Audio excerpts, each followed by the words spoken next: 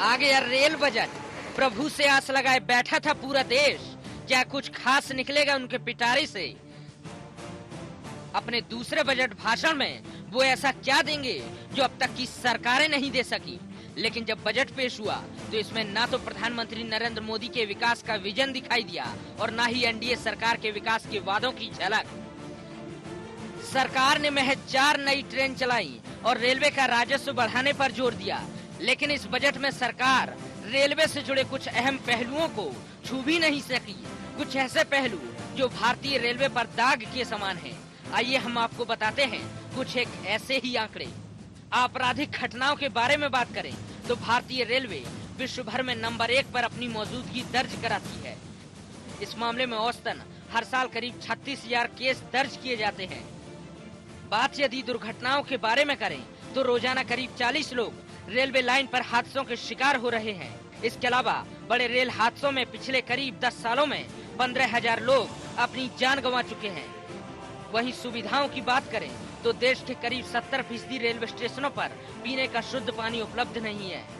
General bogie में भीड़ की समस्या और स्टेशनों पर गंदगी भी सरकार की बड़ी चुनौती है।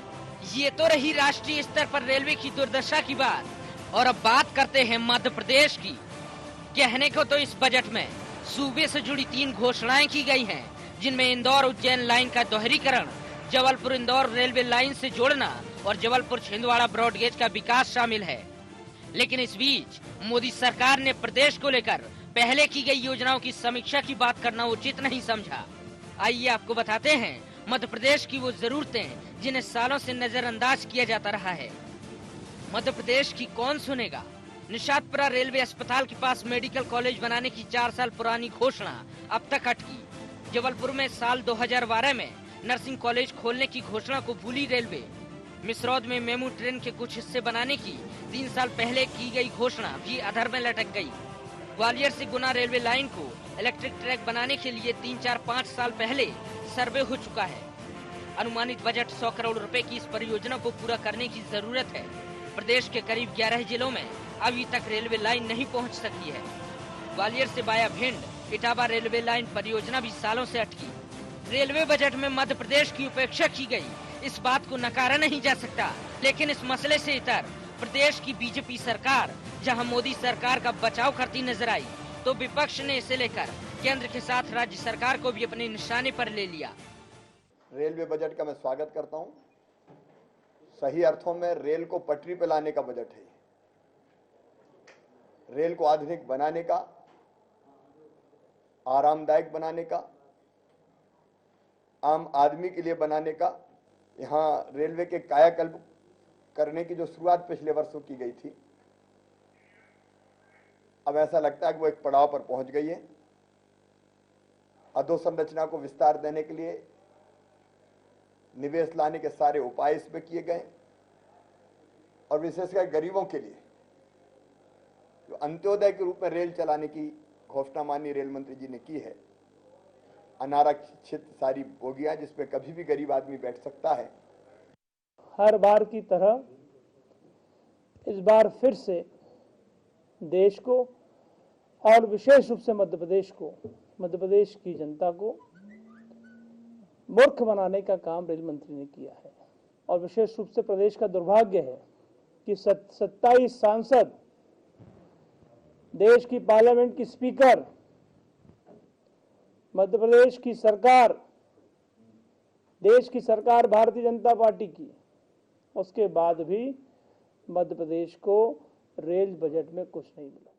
रेल बजट को लेकर सियासी घमासान काफी हद तक लाजिमी भी है, क्योंकि जिस बदलाव के नारे के साथ केंद्र में मोदी सरकार आई थी, उसको अमल में लाने में वो काफी पीछे नजर आ रही है। हालांकि अब देखना ये है कि आखिर कब मध्य प्रदेश की आवाज केंद्र के कानों तक पहुंचती है और रेलवे के क्षेत्र में सूबे को मिलता है उसका वाजिब हक। Bureau report, IND24।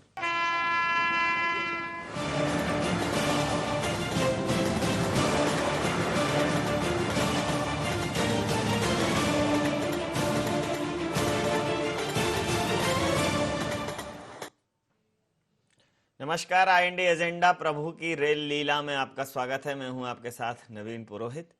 चर्चा पर विस्तार देने के पूर्व आईएनडी एजेंडा के पॉइंट्स पर नजर डालते हैं। क्या रेल बजट में अहम बिंदुओं को नहीं छू सकी सरकार? क्या सुविधाओं के नाम पर अन्य जरूरी मसलों को नजरअंदाज किया गया है? क्या रेल बजट में मध्य प्रदेश के साथ उपेक्षा हुई है? क्या कोई बड़ी घोषणा न करके सरकार पुरानी योजनाओं को पूरा कर सकेगी?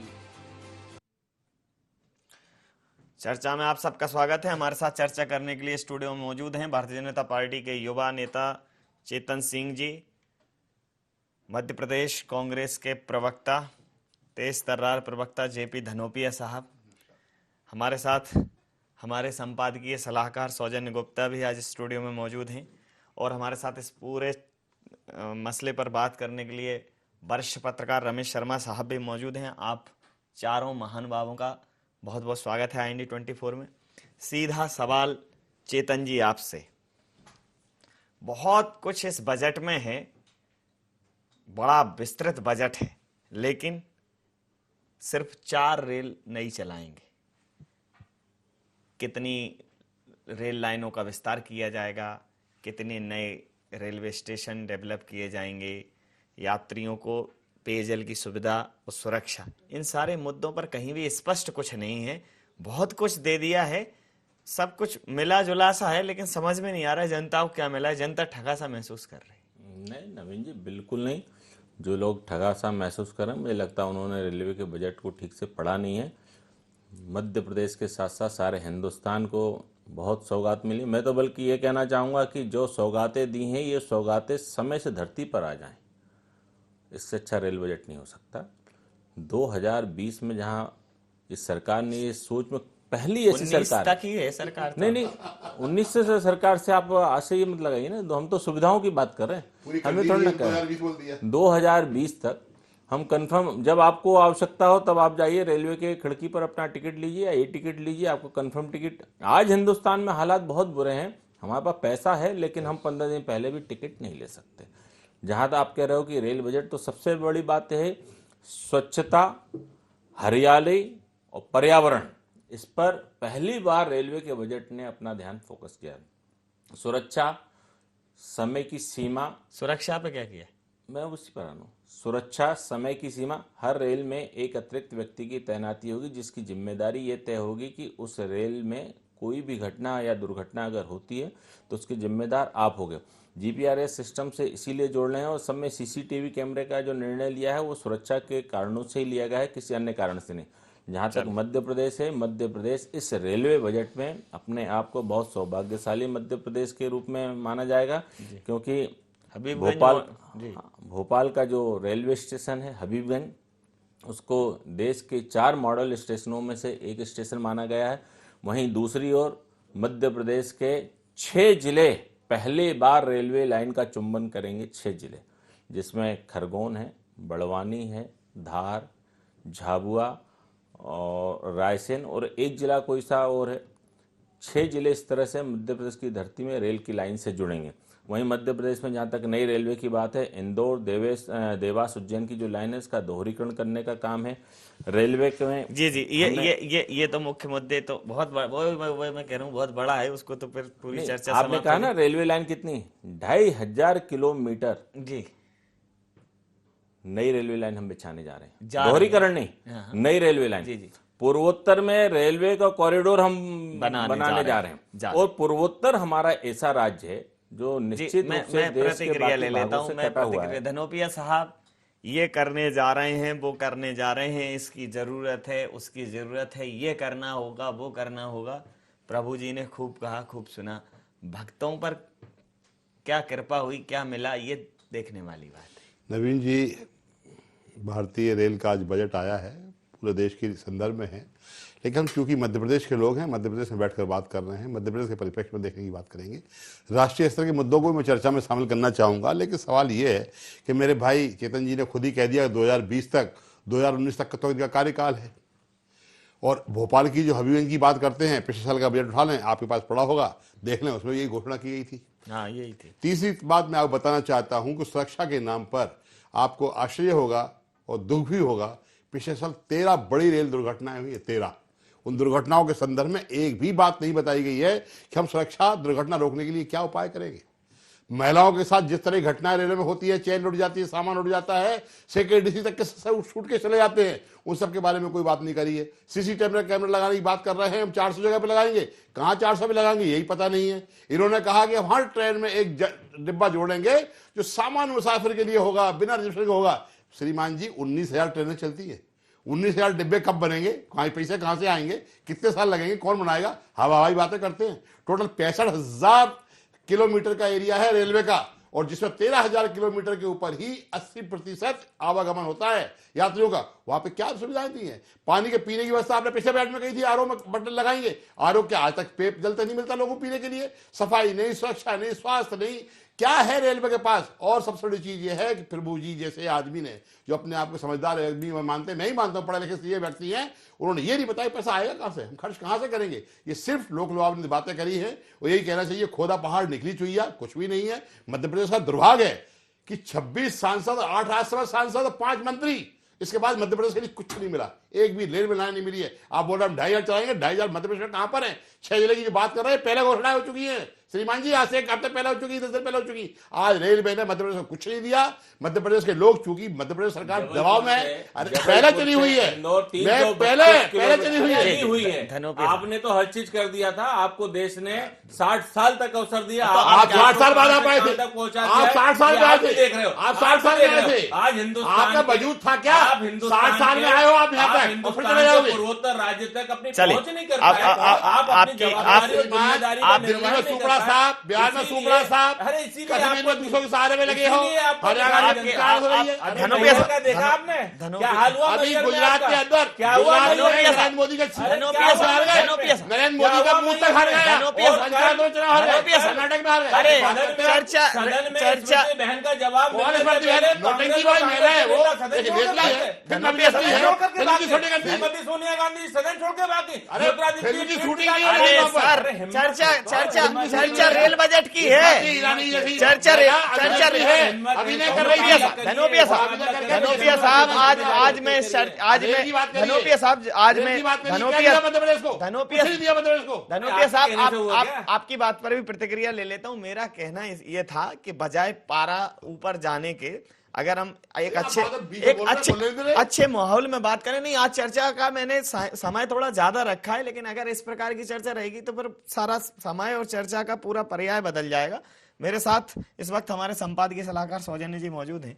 सौजन्य जी, आपको क्या लगता है, एक उद्यमी होने के नाते आप भ्रमण करते रहते हैं, रेल की जो पहले की सुविधाएं थी, वर्तमान की जो स्थिति है, घोषणाएं बहुत हैं, चाहे रेलवे स्टेशन की बात करें, चाहे रेलवे की सुविधाओं की बात करें, आपको लग रहा है कि जो रेल बजट है, या जो इसके पहले भी सुरेश प्रभु जी ने रेल बजट प्रस्तुत किया था, एक साल में आपको 2015-16 और 2016-17 के बीच में भी आपको क्या बदला मिला स्टेशनों पे? आपको क्या लगता है कि इस बजट में क्या ठीक है, क्या कुछ खामियां हैं, क्या कुछ खूबियां हैं, क्या लगता है आपको? सबसे पहले तो नवीन जी मैं ये बताऊं कि जब 281 सांसदों को भेजकर 30 साल बाद सरकार में हम जब भेजते हैं, तो लोगों की उम्मीदें, लोगों की आशाएं बहुत बढ़ जाती हैं। क्योंकि जब वो आप कहते हैं कि सबका साथ, सबका विकास, और अब जब आप ऐसी एक ड्रीमी पिक्चर दिखाते हैं, तो लगता है कि बहुत कुछ होने जाएगा 2 वर्षों में। 2 वर्ष एक सफिशिएंट टाइम होता है एक सरकार की बुनियाद रखने के लिए। इन 2 वर्षों में जिस क्रांतिकारी बजट की हम उम्मीद कर रहे थे, ऐसा उल्लेखनीय कुछ भी नहीं है। ये अच्छी बात है कि इतनी बड़ी घोषणाएं ही नहीं की गई जिनको पूरा करना पड़ा, लेकिन रेलवे के ट्रांसफॉर्मेशन के लिए बहुत कुछ जरूरत है।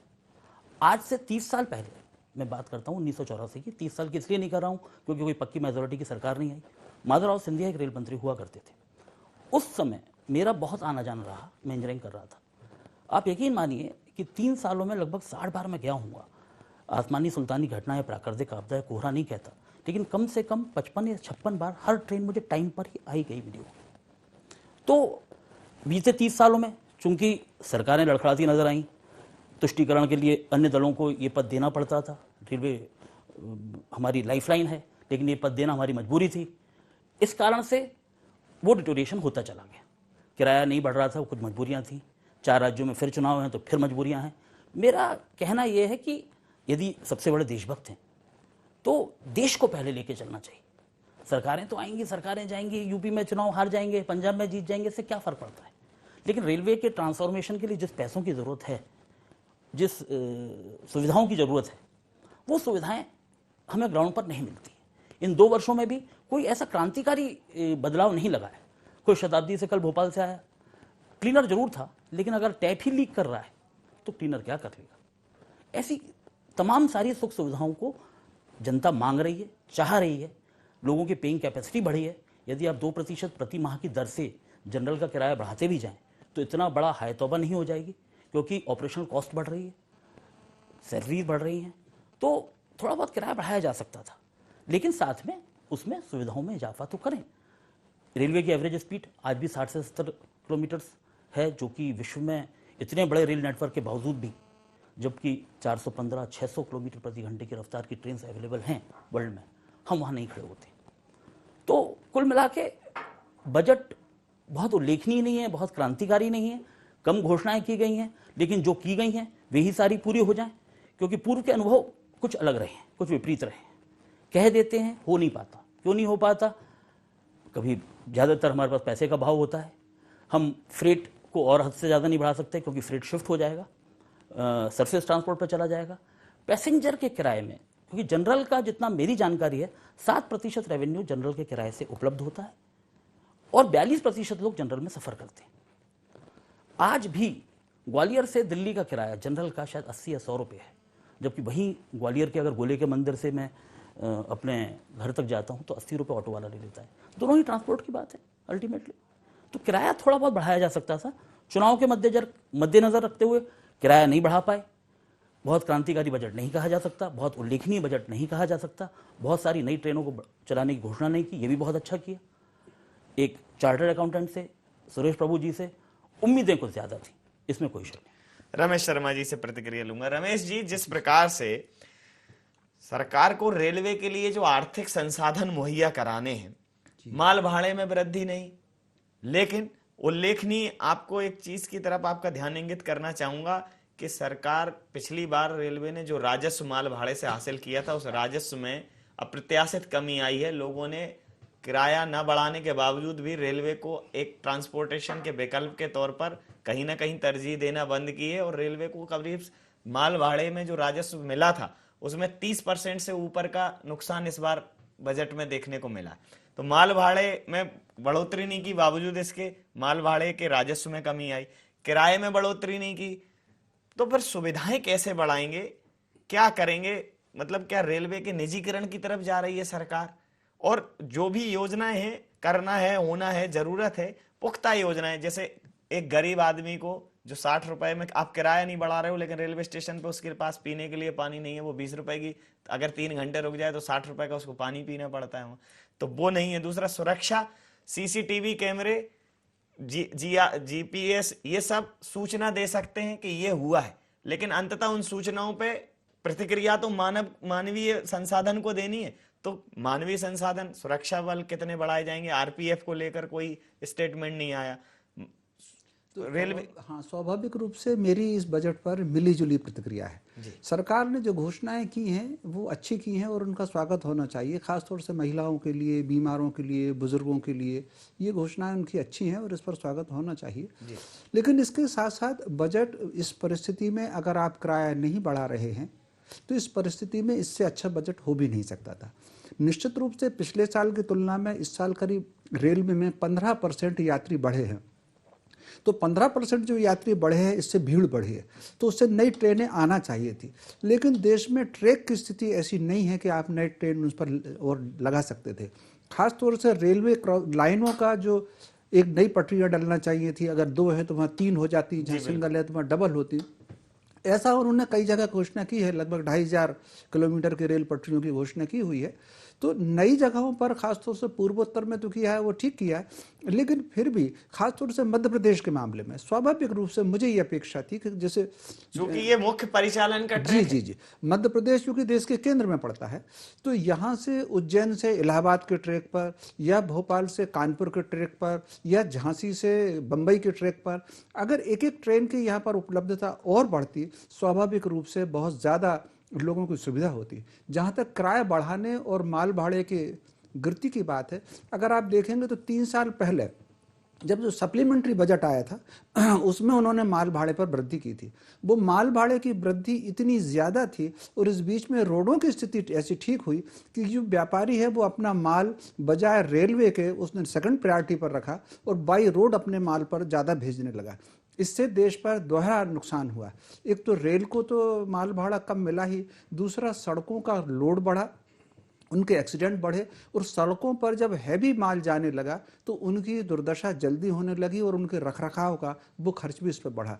तो मुझे अपेक्षा, मेरी व्यक्तिगत मान्यता उस समय भी ये थी कि यदि आप यात्री किराए को बढ़ा देंगे तो कोई दिक्कत नहीं होगी। माल भाड़े को उस समय भी नहीं बढ़ाना चाहिए था। आज भी अगर इस 2 वर्षों में स्वाभाविक रूप से मैं स्टेशनों पर सुविधाओं की वृद्धि देखता हूँ, साफ सफाइयाँ बढ़ी हुई हैं, कहीं ना कहीं एक प्रोग्रेसिव दिखता है, एक पढ़े लिखों का देश अब दिखने लगा है कुछ स्टेशनों पर। इससे पहले जो लोग हर कहीं थूकते थे, हर कुछ करते थे और बहुत सारी चीज़ें हमको देखने को मिलती थी, उसमें कमी आई है। लेकिन इसके साथ साथ यदि यात्री भाड़े में वृद्धि हो जाती और उसके साथ साथ सुविधाएं भी बढ़ती, एक अच्छा श्रेणी के हिसाब से हो जाती कम से कम, निश्चित रूप से। तीसरी एक बात जो है इस सरकार में, इस बजट में, सरकार में जो एक असुविधा हुई है और एक सुविधा हुई है, पत्रकारों की तरफ से तो मैं सरकार का आभार प्रकट इस मामले में करूंगा कि पहले जो हमारे कंसेशन पास से ई टिकट की सुविधा नहीं थी, उसके लिए आपको स्टेशन ही जाना पड़ता था। अब इस बजट में उन्होंने कहा कि आप घर बैठे ई टिकट निकाल सकते हैं। इस सुविधा के लिए सरकार का आभार। लेकिन इसके साथ साथ रेलवे के मान लीजिए एक ऐसा सिस्टम भी बन गया है कि ट्रेन अगर 2 घंटे 3 घंटे लेट है और यात्री का किसी वजह से टाइम मैच नहीं कर रहा, वो टिकट वापस करना चाहे तो उसका बहुत सारा पैसा उसमें कट जाता है और कई बार जनरल टिकट तो वो वापस होते ही नहीं। एक और सर, मैं आपकी तरफ आपका ध्यान आकर्षित करना चाहूंगा। एक और व्यवस्था कर दी सरकार ने कि प्रीमियम टिकट, जो पॉलिसी हमारी एयरलाइंस में थी कि अब पता चलता है कि टिकट की उपलब्धता कुछ कारणों से एजेंट्स जो तथाकथित दलाल हैं वो सीटें ब्लॉक कर देते हैं और लास्ट मोमेंट पे उनको कैंसिल करते हैं। तो जो खाली स्थान आते हैं, जो सीटों की उपलब्धता कम रह जाती है, वो सीटें 7-7, 8-8 हजार तक चली जाती हैं, जिनका किराया मात्र 1400-1500 महज होना चाहिए। तो ये प्रीमियम पॉलिसी, रिफंड की पॉलिसी, टिकट कैंसिलेशन की पॉलिसी इतनी जटिल कर दी कि इससे बेतहासा नुकसान हो रहा है आम आदमी। नहीं, निश्चित रूप से इससे नुकसान भी हो रहा है, लेकिन नवीन जी इससे एक लाभ भी ये हुआ, खास तौर से टिकट बुक में जो पहले दलाल बहुत सारे टिकट रिजर्व कर लिया करते थे, उसमें काफ़ी कमी इसलिए भी आई है कि उन्होंने कहा कि 1 नंबर से अब 2 ही टिकट होंगे। तो इस तरीके से कहीं ना कहीं उसमें रुकावट तो आई है। प्रीमियम टिकट से और इन सारी चीज़ों में मुझे लगता है कि जो इस वर्ष के अनुभव होंगे, अगले साल हम उसमें और ज़्यादा कुछ सुविधाएं हम महसूस कर सकते हैं। एक और बात मैं बस कह करके अपनी बात नए साथी को देना चाहूँगा। 2019 और 20 के झगड़े में मैं नहीं पड़ता। ये बात हमारे दोनों राजनीतिक दल के प्रतिनिधि अच्छी तरीके से जानते हैं। राजनीतिक दल का जो मंत्री होता है वो ज़्यादातर 99 मामलों में, अगर 99 हम ना भी मान लें तो 98 मामलों में केवल फेस होता है।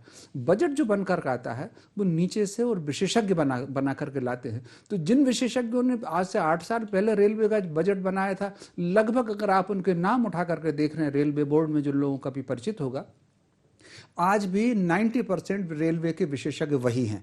तो इसमें कोई बहुत फर्क नहीं पड़ता। और ये जब योजनाएं बनाई जाती हैं तो वो राजनीतिक सीमाओं को ध्यान में रख करके नहीं बनाई जाती, वो राष्ट्र और उसके संसाधनों को और उसकी गति को देख करके लक्ष्य निर्धारित किए जाते हैं। तो 2020 का अगर ये लक्ष्य उन्होंने निर्धारित किया है, आप अगर देखेंगे कि राजनीतिक दल अगर बदल भी जाएगा तब भी नई सरकार इन्हीं चीज़ों पर काम करेगी। आप देख लें कि जैसे ये सरकार भी बदली है, कितने सारे ऐसे विधेयक हैं जो पिछली सरकार के पेंडिंग थे, उन्होंने पूरे लेकर के आए। एक भी योजना जो नीतिगत योजना है इस सरकार ने नहीं बदली।